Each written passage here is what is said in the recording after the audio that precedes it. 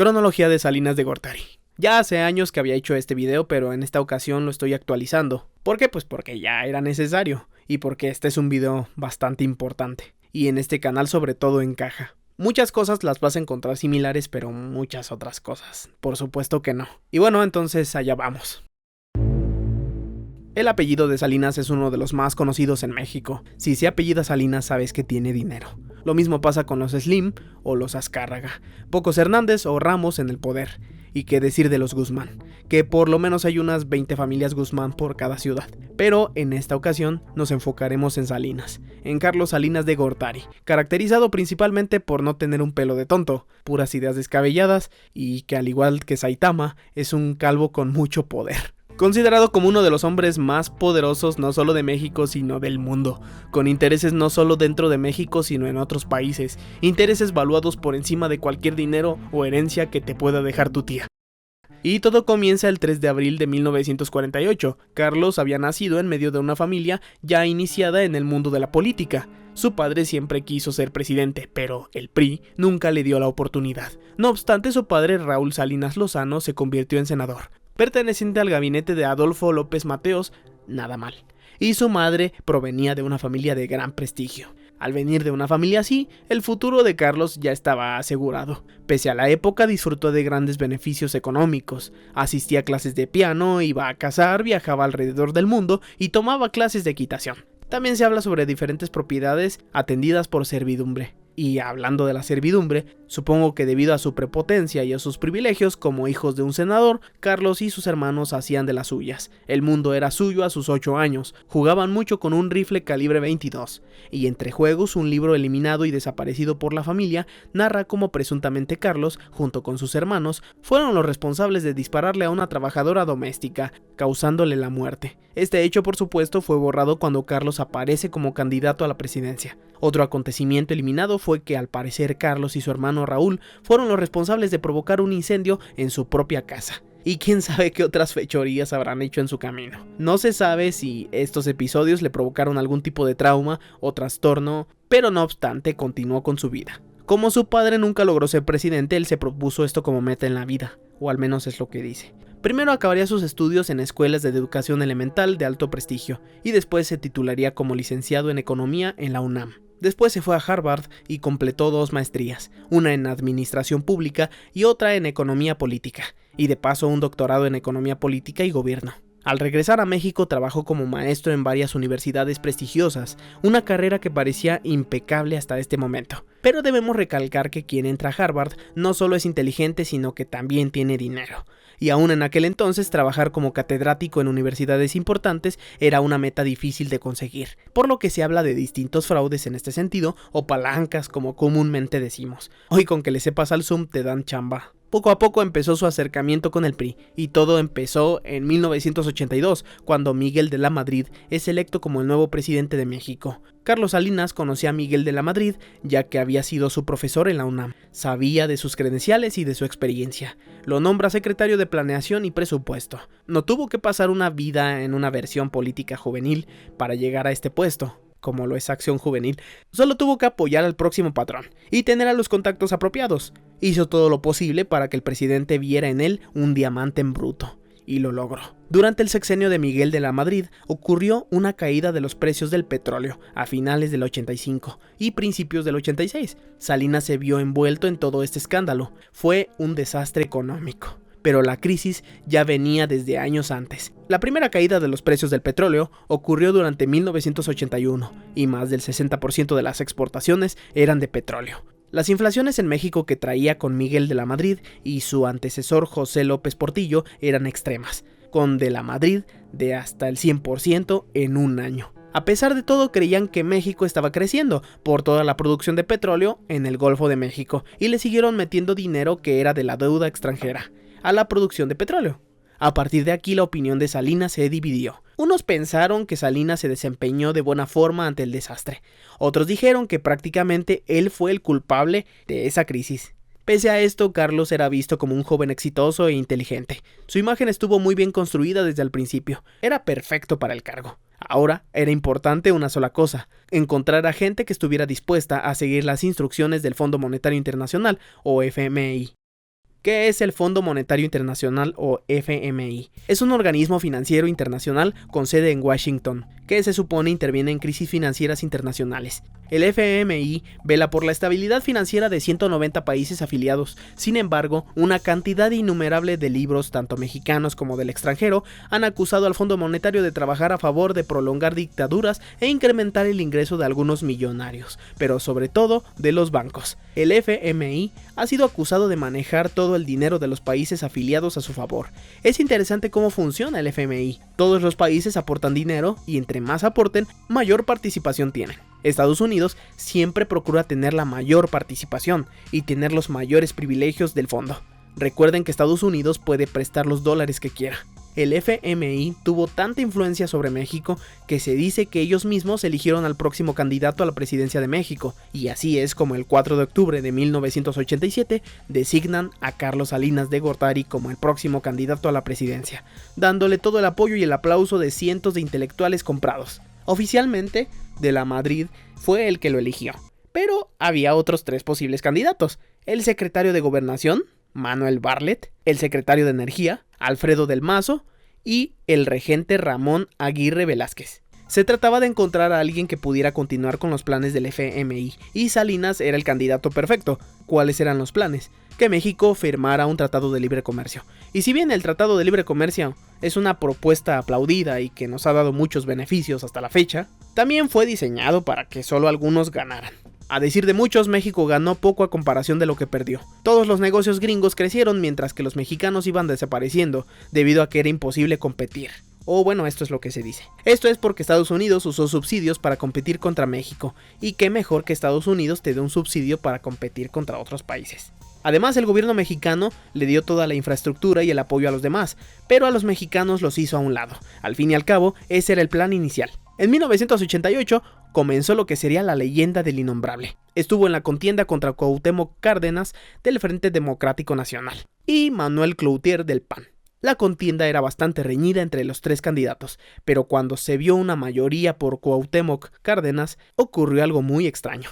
Cuando iba perdiendo, los sistemas informáticos del conteo de votos casualmente se cayeron. Cuando retomaron los votos, gana las elecciones de un modo bastante extraño. Se dieron cuenta de que había triunfado por una cantidad insólita de votos. Esta es la famosa caída del sistema, de la que se supone que estaba a cargo el secretario de Gobernación, Manuel Bartlett. O sea que si hubo fraude, pues tuvo que ser por ahí. A cambio, Salinas lo recompensó con la Secretaría de Educación y con la Gobernatura de Puebla. A la fecha, Bartlett niega categóricamente un posible fraude electoral. Si existiera un político que está a la altura en nivel de astucia que Salinas, ese es Manuel Bartlett, todo un criminal fuera de serie. Y pues no hace falta decirles que en el gobierno en el que se supone que no hay corrupción está el señor Bartlett, como secretario de Energía nada menos. Salinas obtuvo el 50% de los votos. Cuauhtémoc, que por aquel entonces era como el Andrés Manuel de la oposición, tuvo el 31% y Cloutier solo un 17%. Había más de 1700 casillas con un 100% de voto dedicados a Salinas de Gortari, pero hasta el día de hoy todos sus contemporáneos y él han sostenido que no hubo fraude, excepto Miguel de la Madrid, solo que al día siguiente de que hizo la declaración cambió de opinión. Yo creo que lo amenazaron con quitarle su casa o dejarlo hasta sin calzones. Pero bueno, tampoco es que él fuera el más indicado para decir que algo es fraude. No obstante haya sido fraude o no, Carlos llegó a la presidencia. Muchos dicen que al llegar al poder se vengó de todos aquellos que no lo apoyaron, quitándoles puestos o acusándolos de manera indirecta de ciertos crímenes.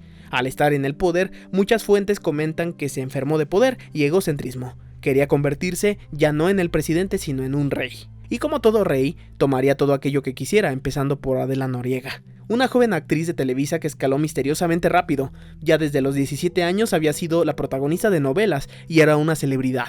Esto desde luego gracias a su relación con el Tigre Azcárraga, el que solía ser dueño de Televisa por aquellos ayeres. De pronto, limusinas y coches oficiales directos de Los Pinos empezaban a recoger a la actriz, reuniones privadas con Salinas de Gortari, y como resultado de esa relación nace otro hijo de Carlos. Un hijo que según algunas historias fue escondido por el gobierno y para justificar la situación decían que solo se trataba de un sobrino más de Adela. Años más adelante la carrera de Adela terminaría lenta pero tajantemente. Hoy día la mujer, ya retirada y dedicada a su vida personal, vive en Miami y dicen que no acepta propuestas como actriz por miedo. ¿Pero miedo a quién? Eso habría que preguntárselo a ella misma. Pasando a la política, Salinas promovió los planes del Fondo Monetario y lo hizo de una forma inteligente, con una retórica increíble, no como Peña Nieto, que ni supo decir qué libros marcaron su vida y que en ocasiones cree que faltan 2 minutos. No, menos como 5. Aquí es donde se aparece el Ejército Zapatista de Liberación Nacional. Miles de indígenas y demás gente exigían un ajuste en el Tratado de Libre Comercio, pero Carlos Salinas respondió con opresión, diciéndole a la gente que un grupo de rebeldes habían asestado un doloroso golpe al corazón de los mexicanos. Tenía que limpiar la imagen que le había dado al Tratado de Libre Comercio. Para muchos, los zapatistas solo querían pelearse, pero para otros los zapatistas solo buscaban justicia. Es importante mencionar que todo aquel periodista que hablara sobre el tema era despedido. Si apoyabas con tus palabras a los zapatistas, eras automáticamente censurado. No obstante, el desprestigio de Salinas funcionó. Y hoy en día cualquiera que hable de los zapatistas lo hace para criticarlos o descalificarlos. Aunque, pues siempre hay 2 versiones de la historia. Es un misterio de dónde consiguieron financiamiento los zapatistas. Y según Gene Sharp, el autor de La dictadura a la democracia, las revoluciones armadas hoy en día ya no son viables, ahora tienen forzosamente que ser pacíficas. En este caso, no fue difícil para Salinas deshacerse de ellos. Otra cosa que hizo fue privatizar todo lo que pudo. Empresas que solían ser del Estado, cuyas ganancias estarían destinadas al gasto público, serían traspasadas a empresarios clave. Aquí entra su tocayo Carlos Slim, quien adquiere Telmex por una cantidad de dinero inferior a la de otros subastadores, con la excusa de que Telmex debería pertenecer a manos mexicanas, pero que al fin y al cabo no es como que nos ayude mucho siendo mexicano, pero pues en realidad aquí no importa si no fuera mexicano mientras diera un buen servicio. Las privatizaciones siempre han sido muy polémicas en México, ya que siempre se trataron tras bambalinas y no con un concurso justo. Además, a diferencia de lo que mucha gente piensa, no todas las privatizaciones son del todo malas. Muchas son de a fuerzas. Pero bueno, ese lo dejamos para otro video. Uno de los acuerdos secundarios del FMI era precisamente el de las privatizaciones, ya que anteriormente el gobierno mexicano había nacionalizado bancos y otras empresas, porque caerían, y sus deudas las tendrían que pagar el gobierno con el dinero del FMI. Después Salinas tendría que deshacerse de ellas ya sin deudas, y también para que el gobierno se centrara solamente en incrementar los impuestos para pagar sus deudas con los bancos norteamericanos y finalmente con el FMI. De este modo el gobierno negoció y pagó la deuda, claro, por supuesto, con cargo a cuenta de todos los mexicanos. Privatizar era conveniente para el gobierno hasta cierto punto, de haberse hecho con subastas transparentes y fraccionando a las empresas por partes como acciones tradicionales, pudieron haber sido empresas competitivas, pero las cosas se le fueron de las manos, más que por accidente para algunos, pues todo era a propósito.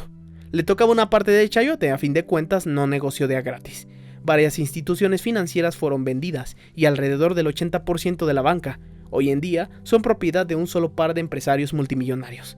Eso es como que te regalan un billete de lotería ganador. Mientras que por un lado pavimentaba colonias y zonas rurales, por el otro, un par de personajes se hicieron más ricos de lo que ya eran. Y si le tocó una parte del pastel a Carlos Salinas, algunos dicen que sí, otros dicen que es obvio. El resumen de su gobierno fue el siguiente: disminuyó la deuda externa con el FMI, y eso motivó a toda Latinoamérica a ponerse al corriente. Por supuesto, en una negociación hostil con el FMI, al final no sirvió mucho. El peso se devaluó un 131.8%, la inflación aumentó un 139% en todo el sexenio. Fue el origen del salario maldito, caracterizado por disminuirse hasta un mínimo absurdo, principalmente por el tratado. Y qué decir de todo lo que dejó para después. La crisis del 94 fue directamente su culpa por falta de reservas. Y hasta hoy seguimos pagando por un tratado de libre comercio que constantemente se ha estado modificando, pero por supuesto no para el bien absoluto de los mexicanos. Y recuerden que en el libre comercio no se necesita ni siquiera un tratado. Es tan ambiguo ese tratado y ya le han puesto tantos nombres que no se sabe dónde empieza Estados Unidos y dónde acaba México. En lo que indirectamente el tratado sí ayudó fue en que Estados Unidos y Canadá nos exigieron ser más competitivos, pero en el momento México sufrió mucho por eso. México tenía miedo, la gente comenzaba a utilizar máscaras de Salinas, todo se le juntó en un solo año, hasta se le acusó del asesinato de Luis Donaldo Colosio. Un año después, Salinas había terminado con la presidencia. En el año de 1995, su hermano Raúl fue arrestado por diversos delitos, de entre los cuales el principal era el enriquecimiento inexplicable. Carlos reaccionó haciendo una huelga de hambre, pero nada de eso importó. Digamos, podríamos decir que no fue de sus ideas más brillantes. Y aunque abandonó el país por decisión propia, se sabe que se fue porque ya no vivía en paz en México. El nuevo presidente Zedillo le echó toda la culpa de que México estuviera así, y ya nadie lo quería en México. Pese a su salida de México, se dice popularmente que de todas maneras sigue siendo dueño de México. Las razones, por su cantidad de contactos. Más allá del gobierno, los contactos millonarios hacen la diferencia, empezando por Carlos Slim, que sin la intervención de Salinas, Telmex nunca hubiera sido suyo. Nunca hubiera cruzado el umbral como el hombre más rico del mundo, que le duró unos años porque posteriormente le volvería a ganar Bill Gates, y actualmente Jeff Bezos, ¿no? Actualmente su hermano Raúl por fin salió de prisión, siendo presuntamente inocente de muchas de las acusaciones. Y por supuesto, queda para muchos la sospecha de cuántas palancas utilizó Carlos para poder sacarlo de ahí por la puerta delantera. Hoy en día cualquiera que sea políticamente activo te puede decir que Carlos Salinas es probablemente uno de los líderes del establishment presente, es decir, de aquellos que controlan a México. Y para muchos una prueba de ello es precisamente la victoria de Vicente Fox en el año 2000. Pese a ser parte del Partido Acción Nacional, para muchos en realidad fue una maniobra del establishment, que interfieren con cada elección y controlan los votos, haciéndote pensar que hay cambios, cuando en realidad todo sigue igual. Según la opinión de muchos, cada presidente ha sido previamente elegido por el establishment. Y por supuesto, tu presidente actual también tuvo que ser elegido por el establishment, aunque la gente dice que ya despertó y no sé qué. De hecho hay muchos memes en donde aparece Salinas controlando a AMLO. Esto les va a doler pero ni modo. Actualmente Salinas ha escrito 4 libros y publicado artículos muy importantes, algunos en donde nos ofrece un análisis de por qué su sexenio en la presidencia no fue tan malo como la gente dice. Más de 1200 páginas dedicadas a un solo libro, y pues la verdad es que para este punto la gente no está convencida de nada. Con Carlos Salinas de Gortari un análisis objetivo es imposible, ya que nadie sabe a ciencia cierta cuántos aciertos o errores ha tenido.